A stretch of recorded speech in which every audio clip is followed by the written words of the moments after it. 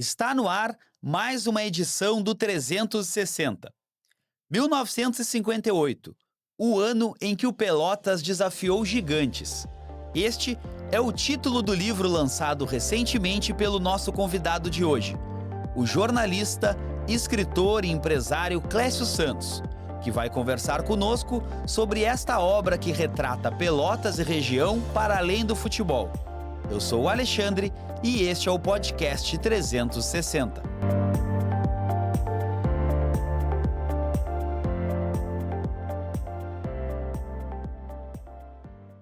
Clécio, seja muito bem-vindo ao podcast 360. Eu estou agradecido por estar aqui presente na Rádio 10 FM, do meu amigo Fernando Ferreira, e estar aqui em Pelotas, na Zona Sul, onde eu me formei em jornalismo e estou lançando um livro agora na Feira do Livro. De volta a Pelotas, então? Sim, eu sempre volto, né? Os temas dos meus livros sempre são relacionados com Pelotas, com Rio Grande, são cidades que, mesmo eu tendo nascido em Porto Alegre, eu me relaciono muito mais com a Zona Sul do estado do que com Porto Alegre. Por falar em livro, há quase 7 décadas o Esporte Clube Pelotas fazia história no futebol com um grande elenco. Que ano foi esse ano mágico que deu origem a um livro sobre o time aqui da nossa cidade? 1958, né? E aí é o nome do livro também, 1958, o ano que o Pelotas desafiou gigantes, né? É um ano importante não só em Pelotas, né? Um ano importante para o Brasil. O Brasil se redescobria como nação. O Brasil ganhou a Copa do Mundo em 58, depois da ressaca de 1950, né? Mudou a camiseta, a criação de um pelotense aqui, né? Aliás, de Jaguarão, mas que residia aqui, o Adir Chile, um escritor. É o ano também que surgia a Bossa Nova, o Brasil vivia uma efervescência cultural, é um ano que morreu o Papa Pio XII, que depois de um longo pontificado, enfim, muita coisa aconteceu de importante, o desastre, a tragédia de Munique, que eu retrato no livro, que com o time do Manchester United, enfim. E a ideia foi realmente não falar só sobre o cinquentenário do Pelotas, embora ele é o elo que permeia todo o livro, né? Mas fazer essas conexões também com a história, com a política, com a cultura da época, enfim, essa foi a ideia. Te pedindo alguns spoilers aqui do livro, né? Não vamos adiantar tudo, mas aproveitando para mostrar a capa linda também da obra, né? Aproveitar para compartilhar com o nosso público. E que partidas emblemáticas tem retratadas aqui no contar dessa história? O livro começou por essas partidas emblemáticas, né? Eu estava fazendo outra pesquisa sobre o 7 de abril, que é um livro que eu lancei já, mas que eu quero relançar agora de uma forma definitiva, e me deparei, né, com esses jogos, grandes embates, né, do Pelotas com o Ginásio Esgrima, né, de La Plata, que era uma força argentina, que veio fazer uma excursão pelo Rio Grande do Sul, né, praticamente não perdeu, e do Pelotas ele perde por 5-1, uma goleada, e a imprensa, inclusive da Argentina, trata isso como um acidente de percurso, porque o Ginásio não perdia dessa forma, né. Depois vem também o América do Rio, vem o São Paulo de São Paulo, que tinha grandes jogadores, né, como Zizinho, Canhoteiro. Vem o Fluminense, do goleiro Castilho, já campeão do mundo, né? Tele Santana era o atacante. Breno Melo não veio porque abriu mão de jogar futebol para ser o Orfeu, né? Fazer o Orfeu, que foi um filme premiado em Cannes. Enfim, tudo isso está no livro, contando um pouco desses embates, desses grandes adversários. Rampla Juniors, que era um time uruguaio, a terceira força do Uruguai, tinha acabado de fazer uma excursão pela Europa, importante, e vem para cá jogar, e também não vence o Pelotas, né? O Pelotas naquele ano ele perdeu no seu estádio 2 jogos apenas, o pro América do Rio e mais um. Então foram grandes jogos, mas mais engraçado, assim, o Pelotas tinha um time que era uma verdadeira constelação, né, de craques, né? Mas o mais engraçado é que isso era tão comum naquela época, né? Que hoje a gente está vivendo um momento em que o futebol aqui da Zona Sul não está tão na elite, O mas livro naquela... traz um pouco de saudades também, né? É verdade, Alexandre. E aí, aquilo era meio tão comum que o Pelotas dava mais importância aquele ano à conquista do tricampeonato cidadino do que propriamente os embates no cinquentenário. Embora, claro, era um ano de festa para o Pelotas, né? E ganhar desses times também era bom, mas era o cinquentenário, era o tricampeonato da cidade que o Pelotas não tinha ganho ainda. E uma época do futebol também, Clécio, um pouco diferente, que tu falou das excursões, tinham essas excursões de clubes viajando para Sim. enfrentamentos, também um momento diferente do futebol, né? Não, e Pelotas, depois de 58 e até o retrato, em janeiro de 59, ele vai até o Uruguai jogar contra a seleção uruguaia, né? Então, assim, em pleno centenário, perdeu, óbvio, né? Mas aí, mas era assim, imagina, qual o time do interior do Rio Grande do Sul hoje que enfrenta uma seleção, né? Como a seleção do Uruguai. Então, dá saudades. Acho que esses grandes jogadores da época, a maioria só tem um vivo, né, que é o Oscar Urruti, o goleiro, e, cujo material eu tive acesso, o acervo dele, a família gentilmente me cedeu e eu agradeço isso. Ontem ele estava no lançamento do livro. Bacana. Com mais de 90 anos, né? 91 anos na Feira do Livro ele estava presente, né? O livro foi um sucesso, está sendo, um dos mais vendidos na feira. E eu tive acesso a esse material e aí o livro ganhou uma proporção maior, até por conta da iconografia, das fotos da época dele como jogador, dessa época em que, se esses jogadores todos estivessem jogando hoje, estavam todos milionários, né? E a maioria, né? O Guti é uma exceção, né? Morreu de forma trágica, na pobreza, como Bedeuzinho, que morava dentro de um alojamento do estádio da Boca do Lobo. Teve destaque em algumas partidas também? Sim, ele era né, um grande jogador, né? Ele foi para a ponta direita, porque chegou também o Deraldo na ponta esquerda, né? E o Galego disse: ó, vai chegar um cara melhor que tu, é melhor que tu ir para lá. Ele me contou essa história antes de eu ir para Brasília e morar em Brasília para sair de Pelotas e seguir minha carreira jornalística. Eu consegui entrevistar o Bedeu, ainda vivo, né, por conta desse incidente aí, que ele morava dentro de um alojamento e a Brigada Militar, na época, interditou o estádio, que ele tinha muita bugiganga, assim, né? Então aí eu fui fazer uma matéria contando essa lenda que estava morando dentro de um alojamento do Esporte Clube Pelotas. Chinesinho também, que jogou aqui pelo Internacional, que era um grande time, o Internacional também fez parte dessas comemorações do cinquentenário, morreu com os amigos fazendo vaquinha para pagar os medicamentos na Praia do Cassino, sabe? E foi o jogador que jogou na Itália, foi da seleção, sabe? Foi o jogador mais caro vendido na época para o Palmeiras. Então, assim, eles hoje, se jogassem, estavam milionários, né? Mas é o destino do futebol, mas eu acho que também tem uma riqueza que esse pessoal jogava futebol por camiseta, né? Era um outro futebol, né? Era muito mais, né? Pela camisa mesmo, né? Não por outros motivos. Mas o livro ele aborda o Esporte Clube Pelotas, aborda o futebol, mas como tu citou, tem todo esse contexto histórico e cultural. Como que vai chegando essa relação com o livro, com o próprio futebol, no momento que tu vai escrevendo e descobrindo essas conexões ao longo da produção da obra? Não, eu vou fazendo ao longo de todo o livro, né, essas ligações, né? Também era uma época dos concursos de Misses que eram famosos, né? Aí eu fui ver quem era a Miss da época, né? Da Algisa Colombo.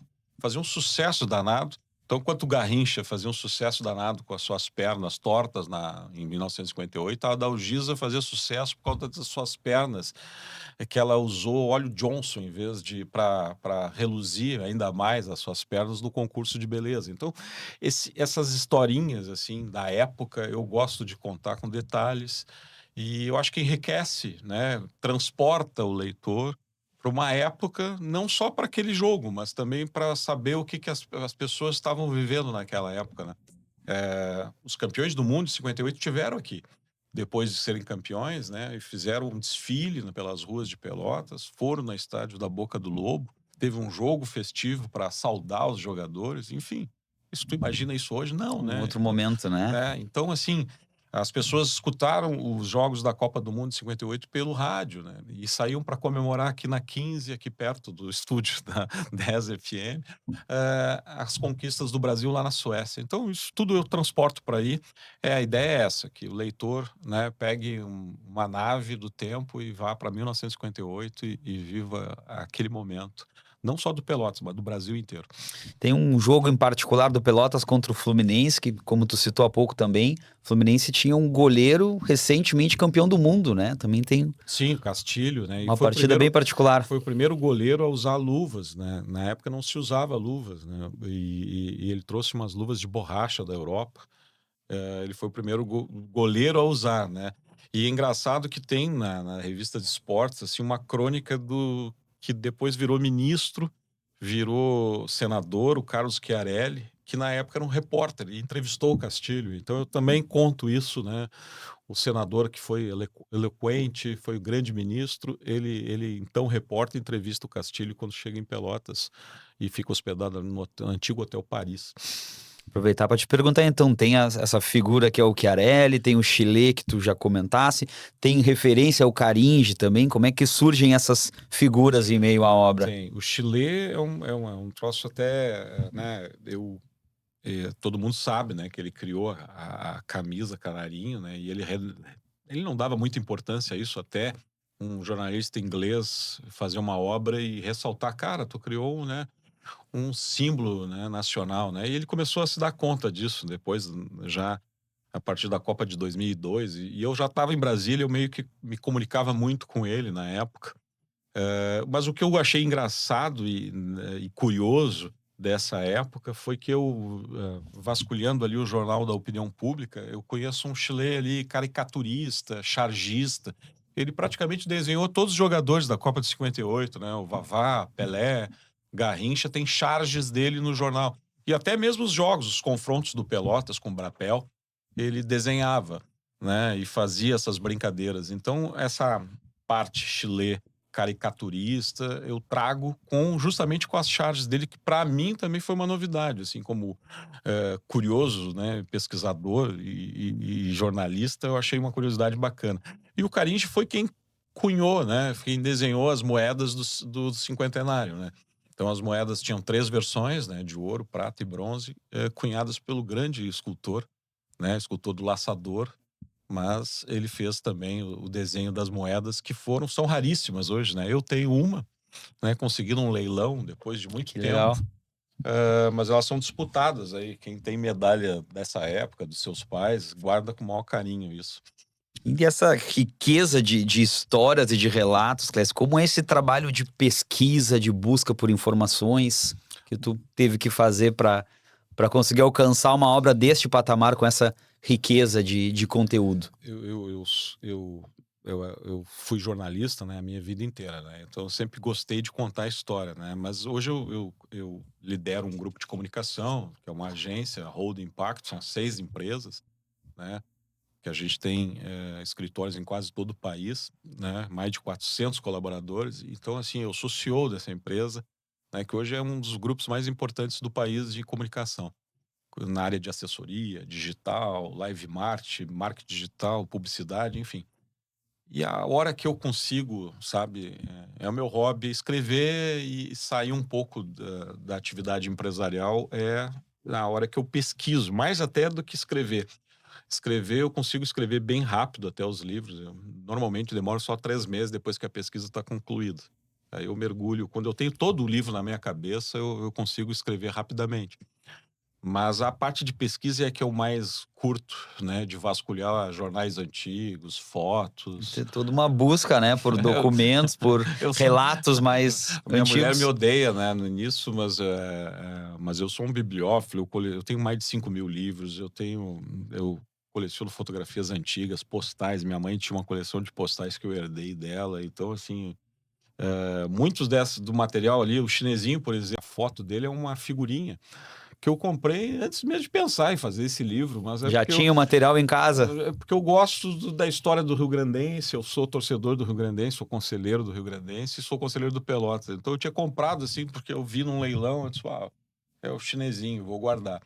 E aí, puxa, agora vou usar a foto, né? Então, é a forma que eu tenho para dar uma fugida do dia a dia, sabe? Que às vezes é tão corrido que a gente esquece de Então é aquele momento que tu não tem celular, é um momento bacana. Os leitores ganham muito com isso. Eu acho que é o quinto livro sobre Pelotas, né? Então, o primeiro foi do 7 de Abril, depois veio o do Mercado, depois veio o da Biblioteca. Depois eu lancei Sonhos de Pedra, que é sobre a história dos moles, da construção dos moles do Rio Grande, né? Que era a praia que eu menino frequentava, né? Com meu pai. E agora o 1958. E ao conhecer essas figuras históricas, principalmente do Esporte Clube Pelotas, esses jogadores que fizeram parte desse elenco de 1958, conheceu muitas histórias marcantes, muitas curiosidades sobre a vida dos atletas, principalmente naquele período, enquanto jogadores? Sim, eu acho que a própria história do eu ter convivido antes de ir com o Bedeu, eu acho que é maravilhoso, né? Ter feito uma matéria. Na época eu fiz uma matéria para Zero Hora que eu reproduzo, inclusive, ela. O Chile eu também fiz matéria com ele, eu reproduzo também. Mas a história do Ruth me parece a mais bacana, sabe? Pela riqueza de como ele guardou, né? E eu acho isso bem bacana, né? A família preserva essa história com muito carinho. E eu acho que é uma história bacana, né? Tem foto dele desde quando ele cruzou a fronteira ali do Uruguai para cá, com 17 anos, foi jogar no Guarani de Bagé, né? E ele tem 4 capítulos meio que falando dele, assim, ele como treinador, que foi um treinador bem polêmico, né? De brigas né? Ele quase indo vestir a camisa do Red Star, que é um time tradicional de Paris. Era o time que foi criado pelo Jules Rimet, que dava o nome à taça, né? E, poxa, imagina, né? O goleiro que estava aqui em Pelotas quase foi jogar na França, né? Como goleiro titular do Red Star. Ele jogou no Inter, sabe? Então, assim, essas histórias eu acho que são relembrar essas conquistas, mais até do que a parte folclórica disso, é muito bacana. E como foi esse contato, né, tendo um jogador vivo ainda deste elenco, este contato para contar, teve esse momento de contato que tu irias fazer o livro, evidentemente que deve ter tido da entrega do livro também, como que foi essa Cara, emoção? nós fizemos a entrega, a Satolep Press, que faz a minha assessoria, que ela fez a entrega, e ele, já o dia que eu fui, passei a tarde com ele, a maior gratidão que eu tive foi quando a família me disse, olha, ele ficou muito feliz, há muito tempo a gente não viu o pai feliz, né? Então isso me... E no lançamento da Feira do Livro também, ele fez questão de ficar as quase 3 horas que eu fiquei autografando, ele fez questão de estar lá junto, né? Quando a Satolep entrega também, ele se emociona, né? Ele diz que virou imortal agora, né? E isso é muito bacana, né? Eu acho que é um gesto também de como é que se diz, de homenagear, né, uma pessoa que foi importante, né, e ter sua história contada de alguma forma, né. Goleiro que era conhecido como Muralha, né, na época pela Ele imprensa. era mignon, né, um goleiro até baixo, né, mas com uma grande elasticidade, né. Até o título é O Voo do Oscar, porque ele realmente tem fotos assim dele, né, voando, né. E eu acho tão bonitas essas fotos, como uma delas está na capa, né, quando ele faz uma defesa de mão trocada. Já mostrei a capa, mas acho que pode continuar falando, por Era gentileza, uma Clécio. característica dele, né? O próprio livro também tem muitas imagens, né? Riquíssimo em imagens. E então, assim, eu acho que o livro está muito bonito. É um designer de Pelotas, o Valder Valeirão, que trabalha comigo já nos últimos 3 livros meus, né? E ele tem uma riqueza, assim, né? De dar ao livro um brilho próprio, né, que eu acho muito importante, assim. É isso, tu pega o livro e eu sempre acho que o livro tem que ser quase como uma obra de arte, tá? Então, por isso que ele tem esse carinho de transformar os livros, com tu ter orgulho de tê-lo na sua estante ou em cima da mesa, ou, enfim. E 1958, o ano em que o Pelotas desafiou os Gigantes, já encanta pela capa, viu? Quem não viu o livro ainda, não teve a oportunidade de tê-lo fisicamente, vale a pena, porque eu até falei pro Clécio aqui, uma das capas de livros mais lindas que eu já vi. Clécio, mas esse período também era um período de uma relação diferente com o futebol, né? Tinha esse jogador que ficava muito tempo no clube, vivenciava mais o clube, uma relação que é um pouco diferente do futebol que a gente tem hoje. É uma outra época, né? Os caras tinham mais né? Gostavam de vestir a camiseta, né, do time, né? Não era essa coisa meio cigana que a gente vê hoje no futebol, né? Que o cara tanto faz, né? O cara tá aqui ou tá ali, né? Mas tanto que o jogo contra o São Paulo, o cara que encanta é o meio-campista Cléo, né? Que também fiquei sabendo aqui agora em Pelotas que teve um fim trágico e tal. Aí o São Paulo quer levar ele e o Pelotas não libera, simplesmente, sabe? Depois é isso, sabe? O Pelotas não liberar um jogador pro São Paulo, de São Paulo. É inimaginável, assim, Não, hoje em hoje, dia, essa né? situação. Hoje, se o Grêmio, né, quiser qualquer jogador do interior, né, ele vai na hora, né? Então, e não é. Né, é que os times tinham mais importância, né? Os times do interior do estado, daqui da região, né?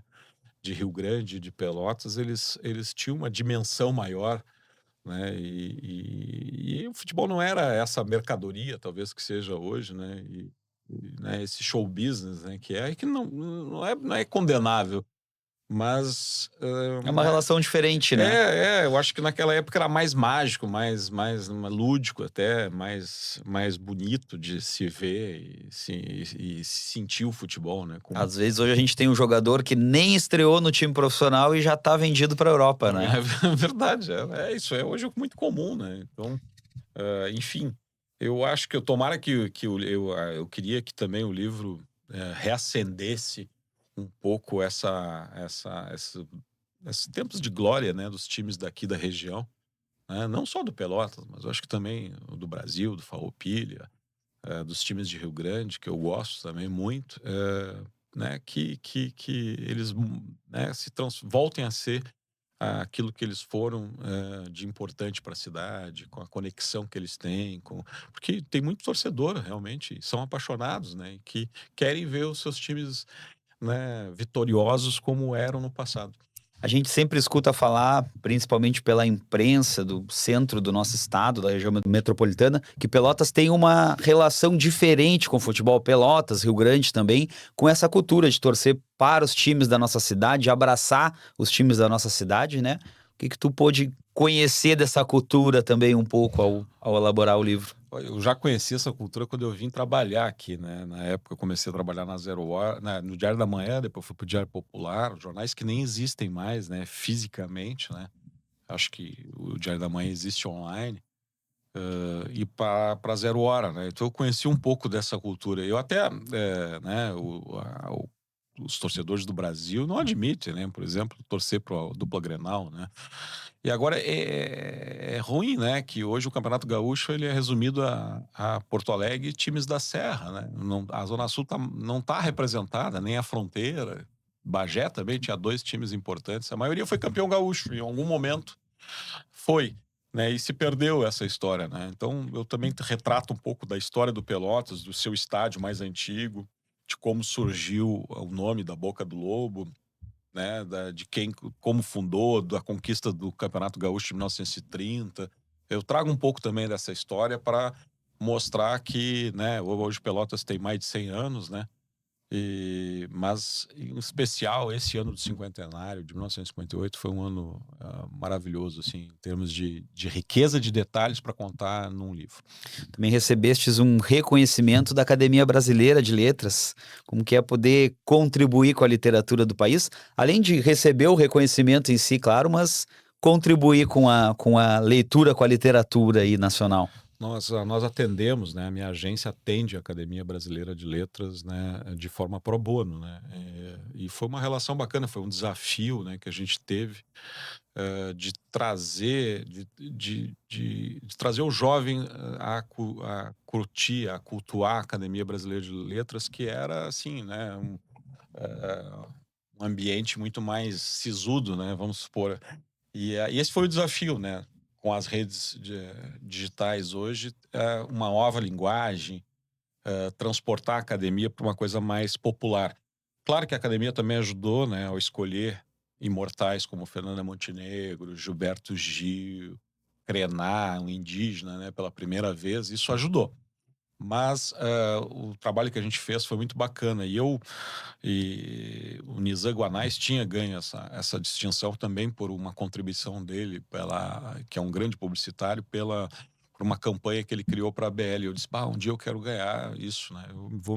A minha agência tem que se dedicar de uma forma bacana. O prêmio mudou o nome, né? Antes era Machado de Assis e depois virou Raquel de Queiroz, que eu até acho que eu sou o primeiro a ganhar, que é para aquelas pessoas que contribuíram de alguma forma para ajudar a divulgar, a potencializar a academia brasileira. Então eu sinto muito orgulho. Esse para mim é a distinção. Eu ganhei outras, né? Ganhei aqui da Academia Pelotense de Letras, ganhei a medalha Silva Paz em Rio Grande, eu ganho a medalha do Simões Lopes, 300 onças, mas essa da academia, né? Poxa, e É até especial.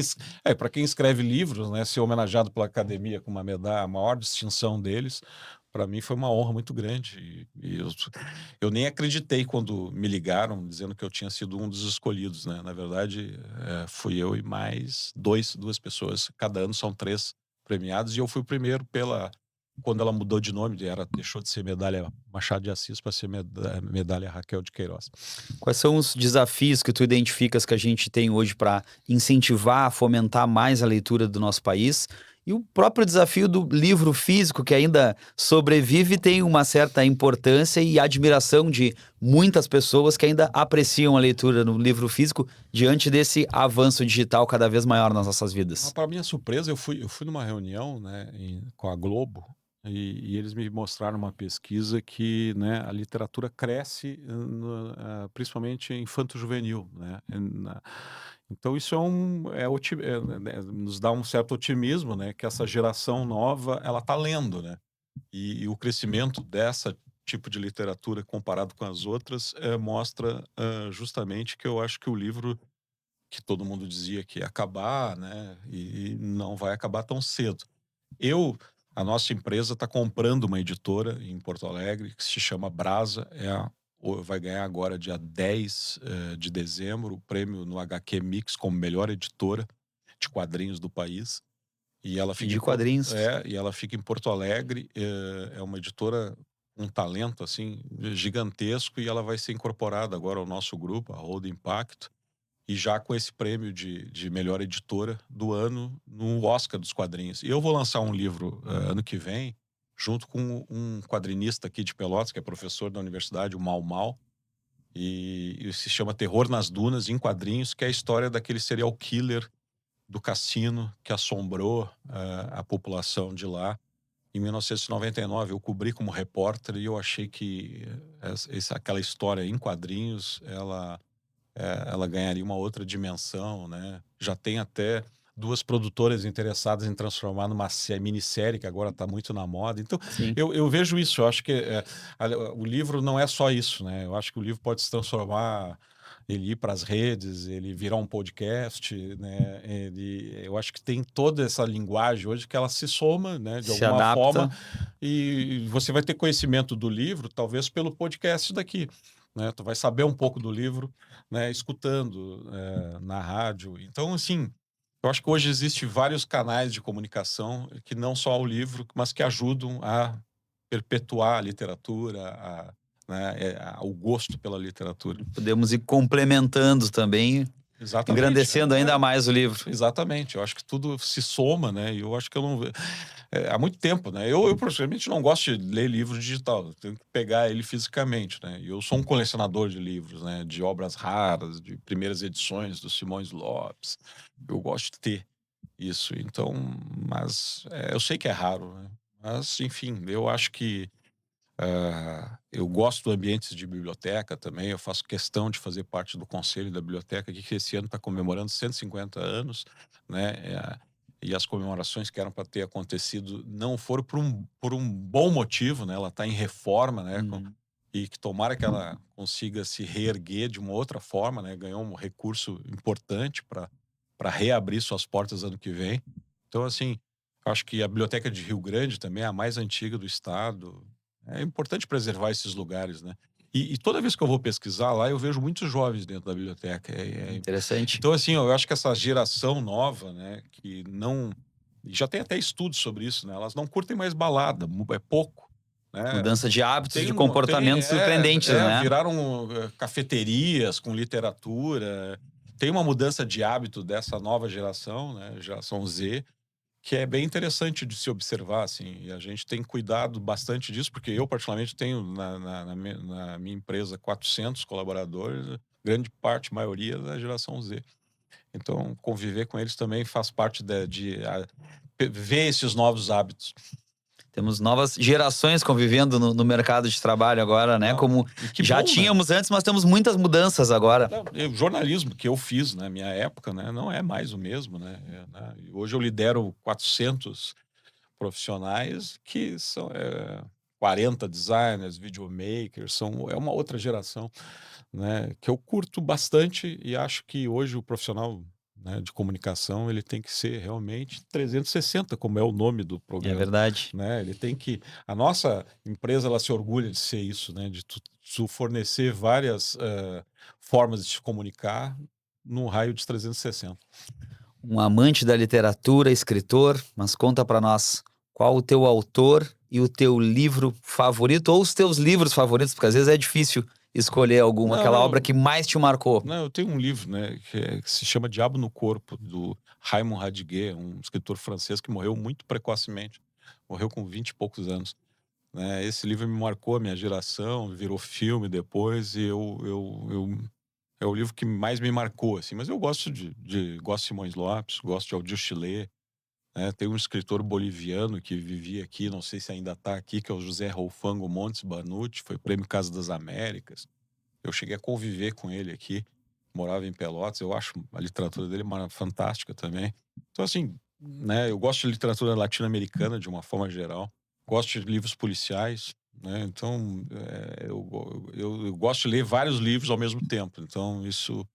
Mas para mim me marcou foi esse, eu sempre digo que é esse, né, porque, sei lá, é um livro que eu carregava, né, era aquelas edições pequenas, mas e hoje, quando eu posso, eu compro quase todas as edições que eu vejo sobre esse livro, em francês, ou como for. Então, assim, mas gosto de Raquel de Queiroz, que eu fui homenageado, gosto de Machado de Assis, patrono da academia, enfim, eu tenho vários livros, mas o preferido é esse.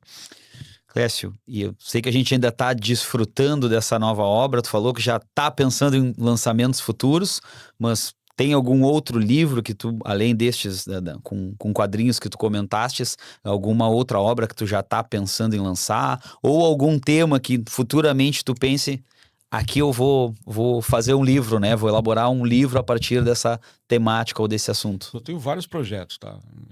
Às vezes um passa na frente de outro, né? Então, esse passou na frente da reedição do 7 de Abril, que é um livro que eu escrevi em 2012, o Teatro do Imperador. O Teatro 7 de Abril é o mais antigo do estado.